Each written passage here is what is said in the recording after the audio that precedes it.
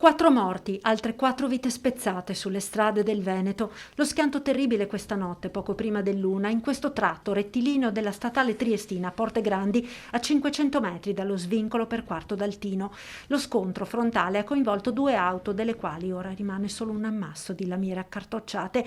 Una Toyota Yaris condotta da Yotika Piaser, 29 anni, di origine indiana, residente a Mestre, ed una Ford Focus, a bordo della quale viaggiava in direzione Jesolo un'intera famiglia di origine romena residente nella cittadina balneare. L'impatto è stato devastante, la Focus è finita nel fossato adiacente alla carreggiata e sul colpo hanno perso la vita tutti e 3 gli occupanti: il papà Francisco Ciobanu, 45 anni, la mamma Tatiana Celina, 40 anni, e la figlia Diana Francesca, 21 anni. Nulla da fare anche per la giovane alla guida della Yaris. Yotika Piaser è morta sul colpo. La sua auto, rimasta sulla carreggiata, è stata poi urtata da una terza vettura, nel frattempo sopraggiunta, con a bordo una coppia, lui 65enne trevigiano, lei 62enne veneziana. Entrambi, sotto shock, sono stati trasportati all'ospedale di Mestre, per loro fortunatamente solo lievi ferite.